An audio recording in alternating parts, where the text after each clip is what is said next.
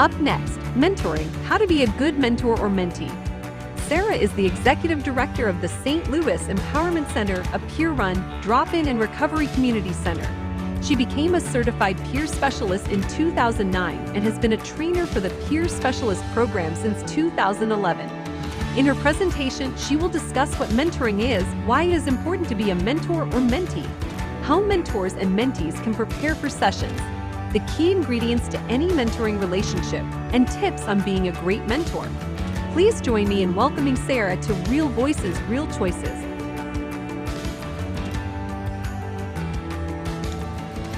Well, hello everyone. My name is Sarah Earll. I'm the Executive Director of the St. Louis Empowerment Center. I am a CPS and a CPS trainer, and today we're going to be talking about mentoring. We're going to be talking about both sides of mentoring. We're going to be talking about what it means to be a mentor and also about what it means to be a mentee. Because when we go into a mentoring relationship, it's about two people. So that's what this particular presentation is going to be all about today. So I'm going to share my screen and we're going to talk a little bit about what it means to be a mentor. So we're going to do the slideshow from the beginning. How's that? So when we talk, first thing we want to talk about is what is a mentor? What does it mean to be a mentor? The first thing that we talk about when we talk about a mentor is one that we talk to. They can be teachers, they can be advisors, they can be experts, they can even be our friends, right? They don't have to be a professional person. Being a mentor isn't a profession. It's a role, it's someone that we turn to. They're also often the people that we look to as sources of information and advice. So the person that we go to. And why? Why should we have a mentor? What is the purpose of having a mentor? Can we go through life without being mentored? Sure, but it is always good to have mentors in life because it helps us grow as a person. So it's also good to be a mentor because that also helps us grow as a person. So the purpose of mentor is to act as a teacher or an advisor and to enter into a relationship with another person. It's a professional relationship. It can be a friendly relationship, but it is a growing relationship. It's a personal relationship. It's a tutelage. It's one that's entered into by mutual agreement. The person who's mentoring and the person who's being mentored have decided together to enter into this relationship of being mentored and mentee. And so what the mentee will look for is something that they can learn from the other person, right?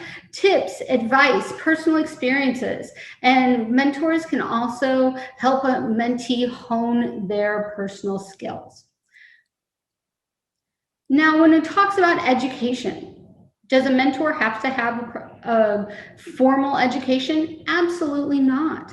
A mentor just needs to have something that they have knowledge in. When we think about the behavioral health field, when we think about what we do, when we think about the world that we live in, the behavioral health field, one of the classic mentor-mentee relationships that we think about is between a sponsor and a sponsee, right? That's a very typical mentor-mentee relationship.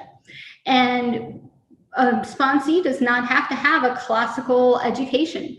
They just need to be firm in their recovery and have a nice long recovery time and know a solid foundation of the 12 steps in order to be a sponsor of someone else, right?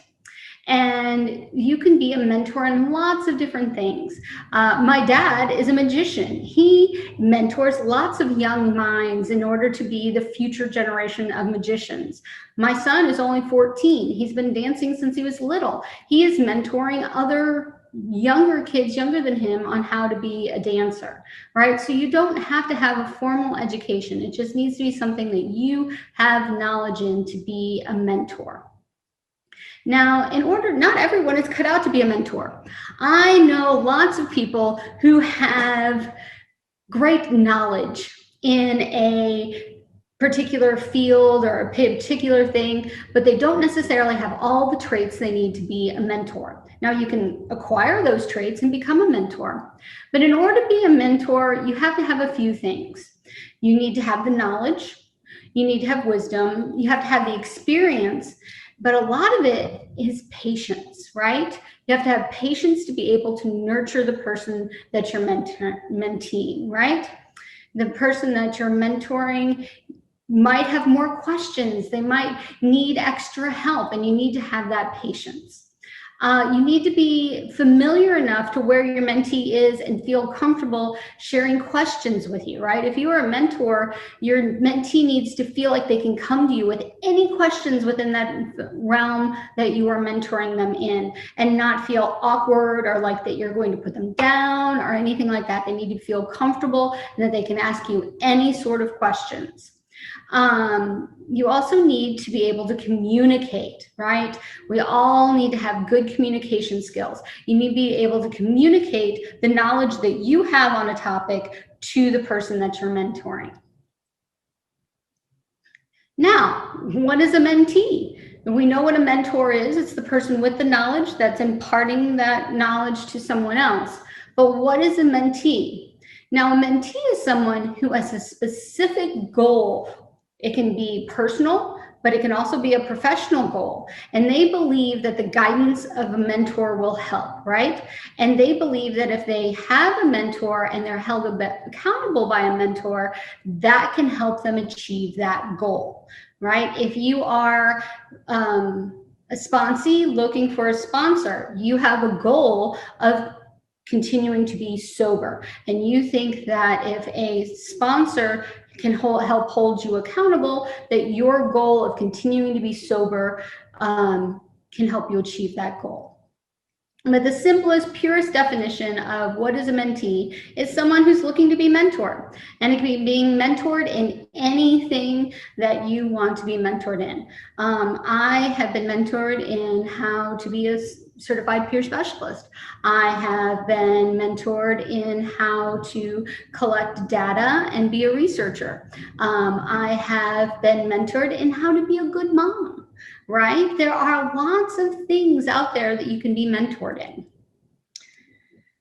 Why should you be a mentor? If you have skill set that you have lots of knowledge in, why should you impart that knowledge to someone else? Well, one, to learn more about yourself. Anytime we enter into a mutual relationship of learning and teaching, we learn new things about ourselves. The satisfaction of passing along knowledge, right? Sometimes we have knowledge that we just need to impart to the next generation, right? I think that that's one of the nice things that my dad does with magic.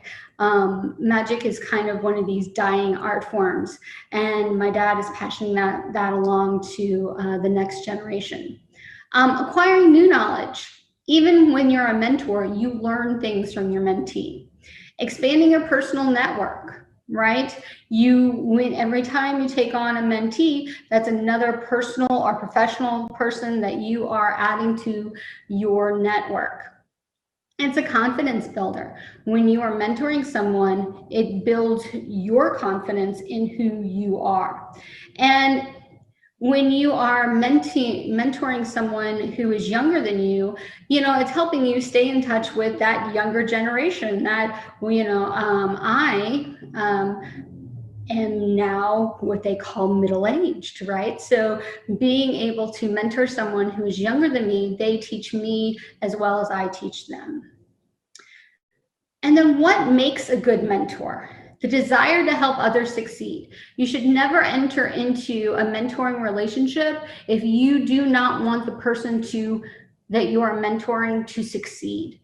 That is the foundation to every single mentor-mentee relationship. A willingness to pass along information. You shouldn't hold back like nuggets of wisdom. If something helped you along the way, pass that along. A willingness to give and receive feedback. Just because you decide to be a mentor doesn't mean you're going to be perfect at it from the beginning. So if someone that you're mentoring says, hey, it would really help me if you did this, being able to take that and make adjustments in your mentoring style, because not everyone has the same way that they receive information. A desire to work with others. Again, not everybody will make a good mentor. Not everybody wants to be a mentor, and that's okay. If you're like, hey, I have no desire to work with other people, then you probably shouldn't be a mentor, but that's okay. Maybe you want to be a mentee. Maybe you want to have someone mentor you. A desire to engage with others on an interpersonal level. What's nice about a mentor-mentee relationship is that you kind of get to know that person, right? You get to know them and you get to know a little bit more about them and be able to grow them in their professional goals. A desire to learn. As you are a mentor, you learn more about yourself, you learn about the other person, you will learn about the world around you. And a motivation to mentor. What makes a good mentor is someone who wants to be a mentor. And what makes a good mentor is good listening and communication skills. You have to be able to listen to what your mentee needs, right? Because not every person that you mentor needs the exact same thing. And you need to be able to communicate what you know to them in a way that they can receive that information. The other things that make a good mentor are good questioning skills, right? Finding out from your mentee what they need. Good common sense, right? This is the path that we're on. What is your mentee's goal? How can you help them get there? Good people management skills and leadership skills, right? Knowledge of the industry, organization, or field in which the mentee works or aspires to work in, right? They're coming to you for your knowledge. If you're a mentor, you need to be able to have a good knowledge of what they're seeking. Self-confidence and self-awareness, strong ethics. When you enter into a mentee-mentor relationship, this is a professional relationship. This is not a romantic relationship. This is not a best friends relationship. This is something where a mentee has a goal, and as a mentor, you are helping them reach that by imparting the wisdom and knowledge you have in that area. So having a strong sense of ethics is really good. A lack of prejudice, right? Being willing to mentor anyone and everyone. Openness, honesty, and trustworthiness. Patience and empathy. Now, why should you be mentored? Maybe you are a little bit older. Maybe you have lots of experience. Maybe you're at the part where you've already been a mentor. You've been mentoring for many, many years. You've been giving out lots of advice. Let me tell you, I do a lot of mentoring.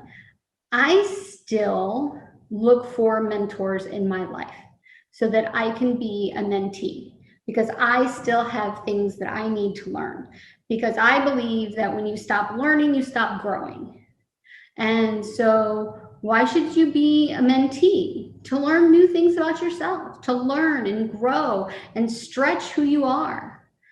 Making more strengths and exploring your hidden talents, right? Learning more new things about yourself. Reaching for personal professional goals. One of the main things about being a mentee is, hey, I have this goal, and in order to reach that goal, I need some extra support. This person's already been through that. They've already done this. If I reach out to them, they can mentor me through this process.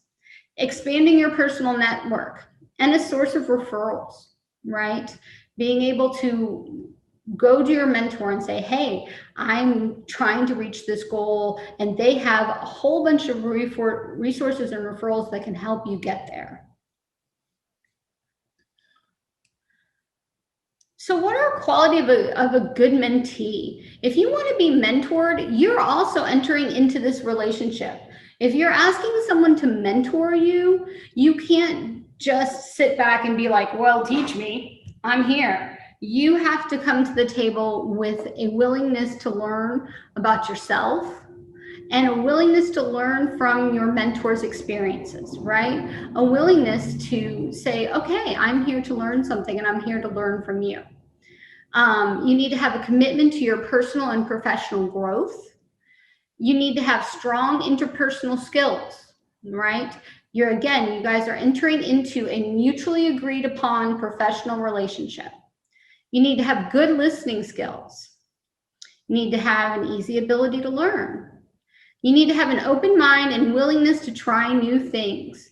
Sometimes even when we're going into and we've asked to be mentored, we're like, hey, I'm asked to be mentored, but I still think it needs to be done this way. And our mentor might be like, hey, why don't you try it this way? And a willingness to try new things. And again, just like a mentor needs to be able to accept feedback, a mentee needs to be able to accept feedback also.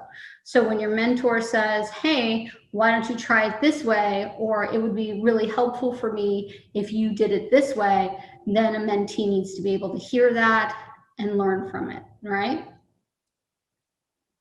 More qualities of a good mentee. You need to have patience and ability to take a long-term view, right? Sometimes when we go into a mentor-mentee relationship, we expect to get really good and get all the knowledge on the first day. And, you know, sometimes it takes a while to impart knowledge. When I was being mentored as a data researcher, I was mentored to do that 6-7 years, right? It took a long time to really impart that knowledge and skills to me, right? Good communication skills. Need to have flexibility. Respect for other people's time and effort. When you have asked someone to mentor you, you need to realize that they are giving up their time and effort to teach you something, to give their knowledge to you. So you need to have respect for that. You need to have a strong work ethic, a strong initiative, because you've actually asked someone to be your mentor, right? A clear commitment to being mentored, right? I am asking you to teach me your knowledge, so you have to be committed to that. A willingness to take responsibility, openness, honesty, and trustworthiness. So if you have said yes, too far. If you have said yes to being a mentor, how do you prepare for that? What do? Do you just jump in with both feet? You know, there are some things that you can do to make sure that it's the best experience possible for both you and the mentee. And one of the things that you can do is access your own experiences, right? You need to reflect on the things that got you to where you are, right? So if you are entering into a sponsor-sponsee relationship and you're a sponsor, think about those things that got you to where you are in your recovery, right? Think about your successes, think about your failures, think about the obstacles you encountered in your recovery. Think about the lessons that you learned along the way in your recovery. These are the things that you want to be able to pass on to your sponsee, right? Really reflect, no matter what you have been asked to mentor in. If you've been asked to mentor in video gaming, right? Think about the things that got you to where you are in your knowledge of video gaming. Think about the successes, failures, the obstacles, those things. How can you impart that knowledge? And then think about the mentee's needs. Think about what they need. What is their goal? Where are they trying to get to? How can you help them reach that goal, right? That's really what you're trying to do as a mentor. Your mentee has a goal and you're trying to impart your knowledge and your experiences so that they can reach their goal. And how can you help them do that? Now, the other thing that you need to do is be prepared to step back or withdraw.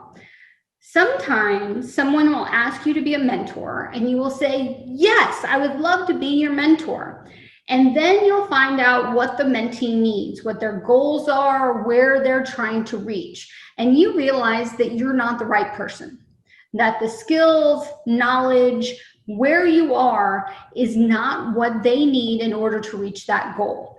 And so you need to be prepared to say, hey, I'm not the right person. I'm not the right person. I do not have the right skills and knowledge to help you reach that goal. And maybe even be able to say, hey, but this person does.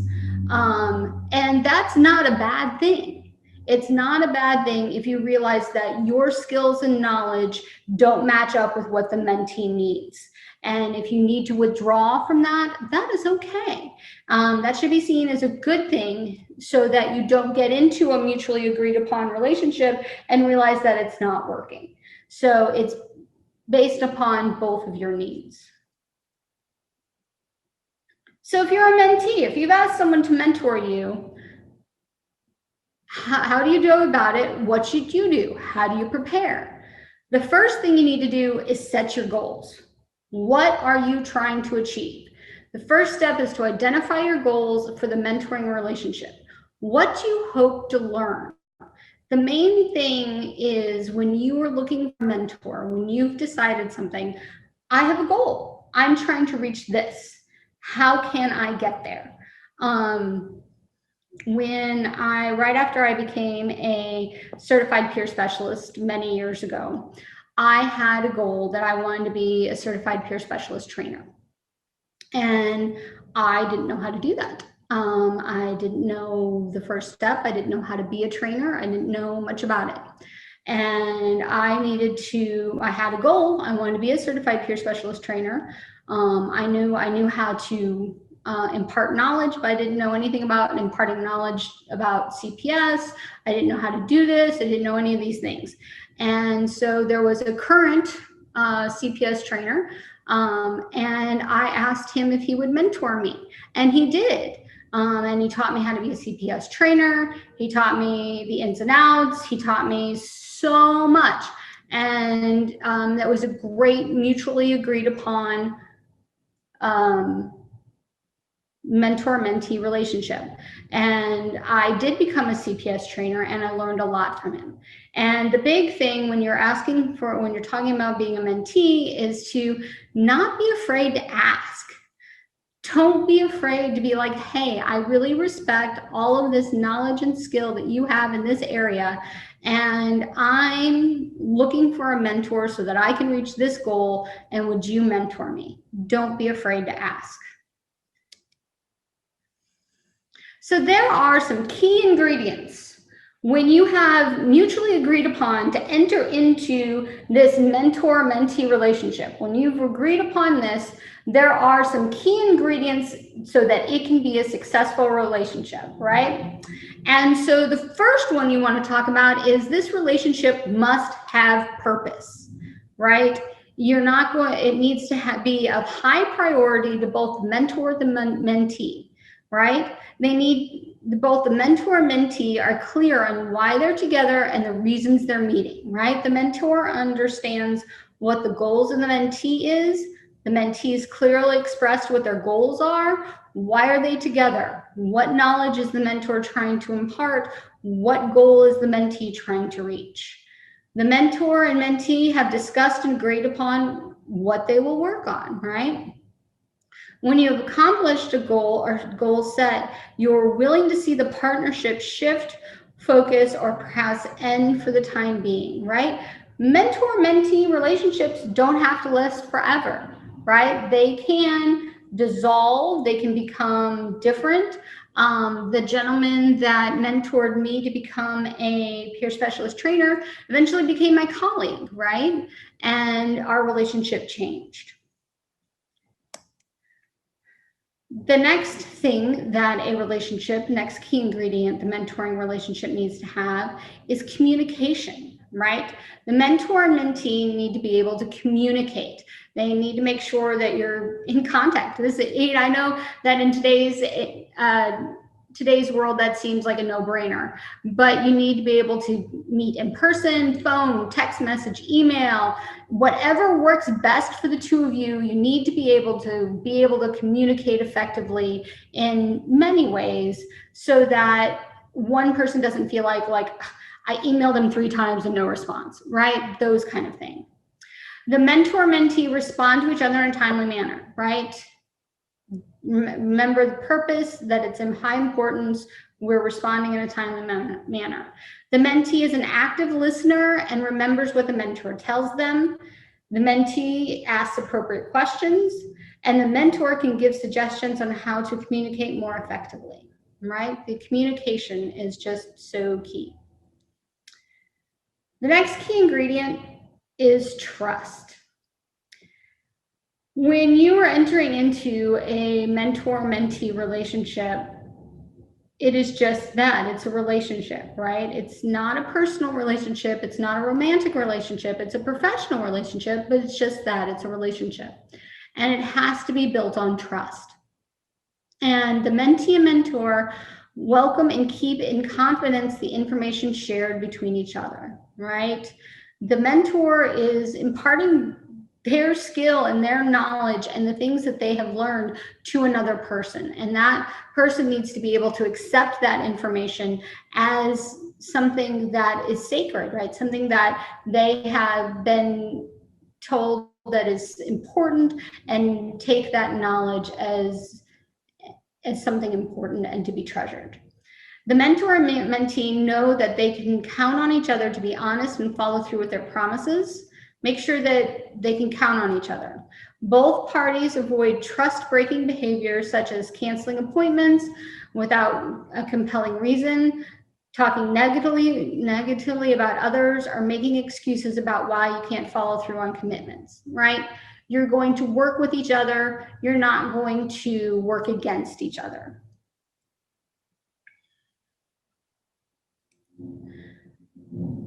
The next key ingredient to a strong, good mentor-mentee relationship is process.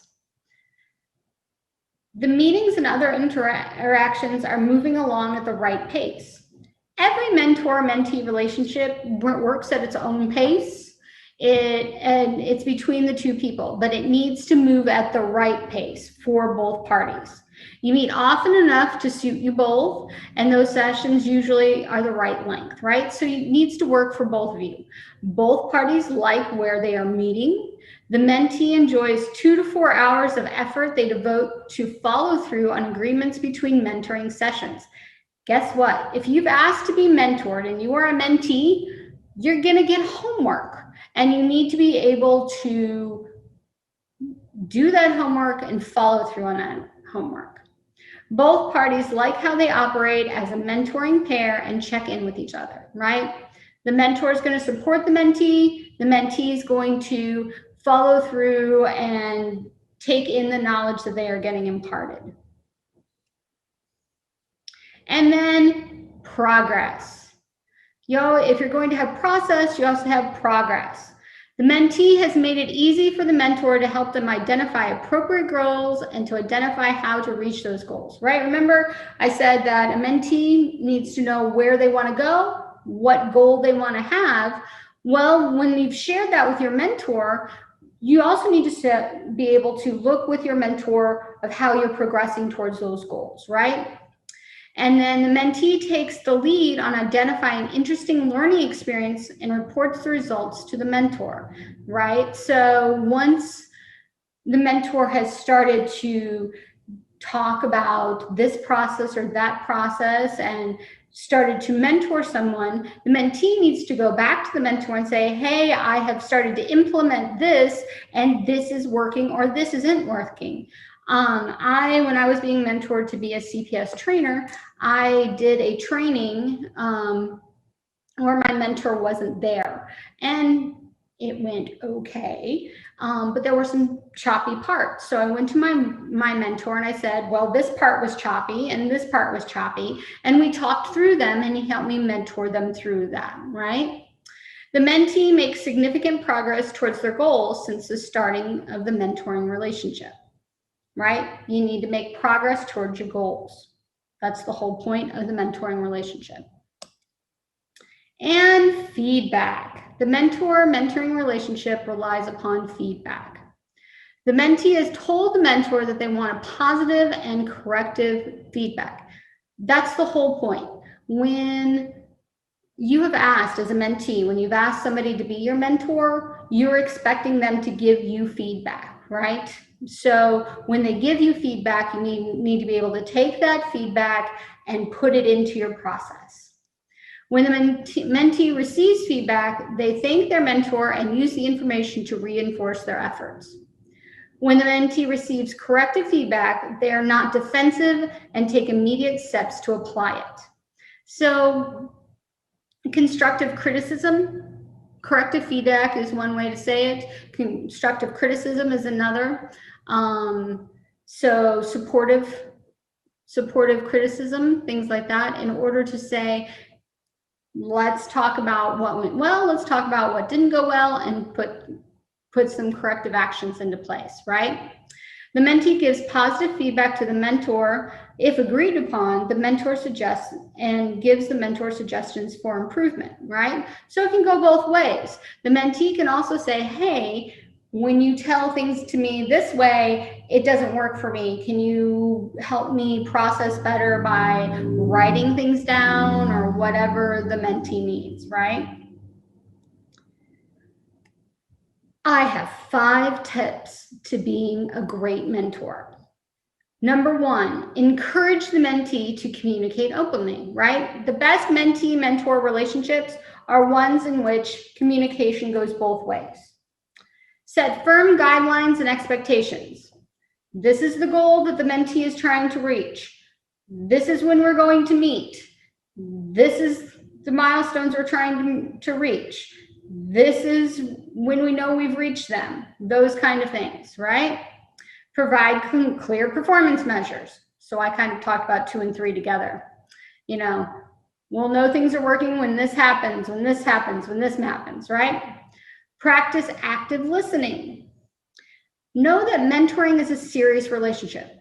Don't say yes to being a mentor if you can't take the time to take it seriously and give it your best effort. 5 tips to being a great mentee.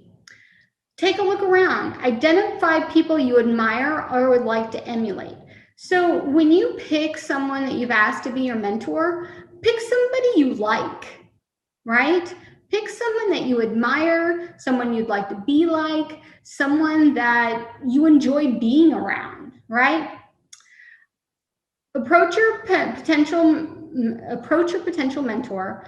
Don't be differential, right? You're not, this is a 2-way street relationship. This is not a, I know better than you kind of relationship, right? Do your homework. If a mentor asks you to do some follow-up work to develop skills, do it. Reaching out means promoting awareness, right? So those are 5 tips to being a great mentee. And I got all of this information from some wonderful resources, and you can follow up on this information. These are the resources where I got this information. And it's What is a Mentor? 10 Rules for Mentoring Relationships, Effective Mentoring Relationships, The Mentee Role, and Preparing for a Mentoring Relationship. And all of these are good articles if you want to do a little bit more research. And that is my presentation, and I thank you for being here today, and I enjoyed talking with all of you.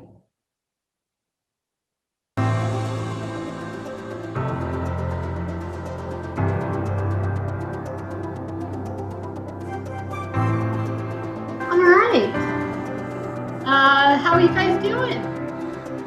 I think that I seem to be alive now. Yes. Hello. Hello. Great to see you. How's it going? It's going great. This has been an awesome conference, and you have just added additional icing on top of the cake. I have been enjoying the conference myself, all the wonderful presentations. It has been really, really enlightening, I think, for me personally, as well as I think all the people that have participated online. So thank you for the great work and the great information that you shared about mentoring and being a mentee and all of that. And it is just such a remarkable relationship when you find that mentor or that mentee that you click with, and so many wonderful things can happen for you when you have kind of your person that you can go to.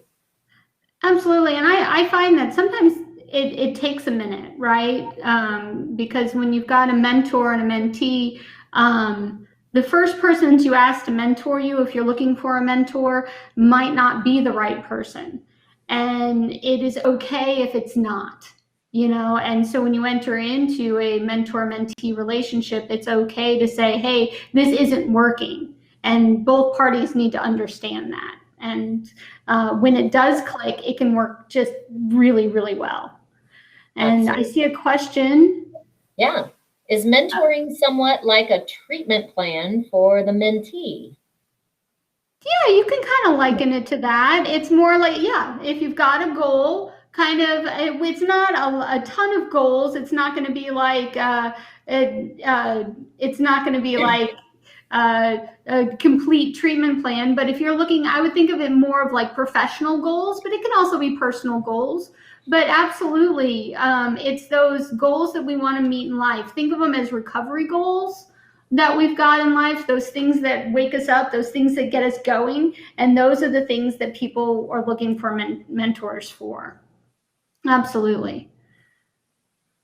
And I hope you're seeing all of the accolades to you in the chat as well. This has just been great information, very important, Carolyn says, and great work. Absolutely. Lots of good information. Thank you, Sarah, for sure, for sure. So how long, again, have you been a peer support specialist? I was in the second class to be trained in March of 2009. And so it's been a while. And then I started training peer specialists myself in 2011. And so how many, so let me ask this question. How many over the years have you mentored, and how many perhaps different people have you been a mentee with, or have you kind of found your person and stuck with them? In terms of me being menteed, I've had different types of like professional mentee relationships. I've talked about them, a couple of them in the video. Right. There was a woman, Dr. Jean Campbell, here in Missouri. She was a peer researcher, and she was my mentor in terms of peer doing research on peers and things like that. And she was my mentor for several years. And then Robert Qualls was a trainer. He has since passed away, and he's the one who trained me how to be a peer specialist trainer. And he was an amazing, amazing mentor. And in terms of mentoring individuals, I've had quite a few people and that I've been able to mentor over the years. Sometimes they're brief. Sometimes I mentor people in more of a, I work in an agency. I was watching Addie, and she was talking about working with interns from schools. And so I'll have interns at my agency, and that'll be a mentoring relationship. They're coming to my agency asking for my expertise in imparting how to run the agency, how to work in those things. So I will mentor them for a short, just that semester when they're with me, right? And then sometimes I've been mentoring a young man who doesn't quite live near me, but I trained him several years ago as a peer specialist, and he'll still touch base with me. I've got these things. Where do I go from here? Those kind of things. So it just kind of depends on what people are looking for in the different mentor-mentee relationships. Sure. Well, we're hearing some feedback from some individuals that you have personally trained who are out there, probably some of your biggest cheerleaders, I'm sure. That's awesome. Have you ever had an experience where, as you mentioned just briefly a moment ago, not every mentor-mentee connection works. You think you find someone that will help you sort of reach the goals that you've set. Have you ever had an experience where it just didn't quite work out, and what what do you do in that circumstance? I know you can kind of say this isn't quite working, but has that ever happened? Yeah, it's happened for me on both sides. One time I was working, I was in graduate school, and I was looking for a mentor to help me towards the end of my papers and things like that, to get me towards the finish line. Right, I was looking for the mentors to set me up for my final project. I was looking for my panel, right? And one of the people that I thought was going to be good on my panel, when we discussed being on my panel and we talked about my goals and we talked about what I wanted, we came to the mutual decision that he was not the best person for me to have on my panel, that he was not going to be able to support me the way I needed the support, right? And we came to that mutual decision. As a mentor, there have been a couple of times where people have come to me and they've been like, this is my goal, this is what I want to do. And I realized that those weren't my true, I had some knowledge in that area, and they were coming to me because they knew I had some knowledge. But, okay, Holly, I'll answer that question 1 second as soon as I finish this thought. When I had some knowledge in that area, but I was by no means an expert. So I was able to show them to an expert who could truly mentor them. Sure. Right. And Holly's asking me, I'm wanting to become a peer specialist. Where do I start? You want to go to the website. You can go to one of two websites. You can go to the Missouri Credentialing Board website, which is MissouriCB.com. I don't know if I can put this on here or not. It's MissouriCB.com, and you want to click on Find a Training. It's real big. It says Peer Specialist Trainings. The trainings are right now done virtually. And it's a week-long training, so you have to commit to doing a week-long training. The training is $75. And once you complete the week-long training, there is a test that you need to complete. And then you need to apply to become a certified peer specialist. But that is kind of where you start. You go to MissouriCB.com and you have to apply to take the training. And that's kind of where you start. I believe the Department of Mental Health also has a page that says something about peer support services, and there's a little drop down on that page as well that talks about how to become a peer specialist. So DMH, you can also search for that. There's the mopeerspecialist.com. There you go. That'll get you there too.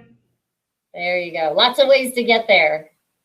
That's good. That's good. Yeah. Well, so the trainings fill up fast. So if you are looking to take a training in a specific time period, there are trainings on there till the end of this year. We have not set the training calendar for next year yet.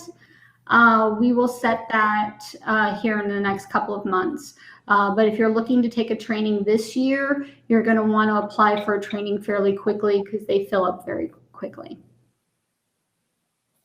Very good.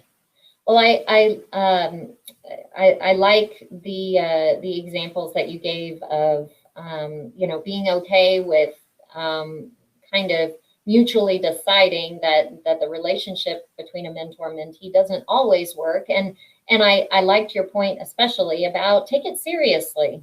If you don't have the time to commit to being a good mentor, or to really taking the time to fully receive the feedback and the information that you want from a mentor, probably need to go a different direction. I think there is so much to be said for the accountability piece to each other when you get into that relationship. And it's all about setting those parameters. Sometimes I think where mentoring relationships don't work as well is that you don't set those strong parameters. You don't go into it. People say, oh, I'm going to mentor you. And or someone says, I want you to mentor me. And then it just kind of fizzles because it doesn't set a strong relationship. What are your goals? How are we going to get there? When are we going to meet? what are our progress things? It's got to kind of have some structure. And that's how mentoring is really successful. And Teresa St. John is asking, what if you are a peer specialist already in? Teresa, can you give me a little bit more on that? Already in what? Sometimes there's a little bit of delay with the chat, so we'll. I understand. we'll and I know Teresa, so if I don't get the question now, she can always come to my office and ask me. Excellent.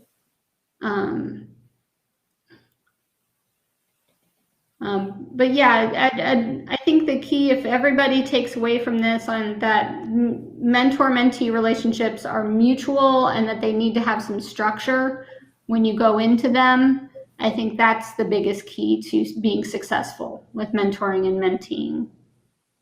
Absolutely.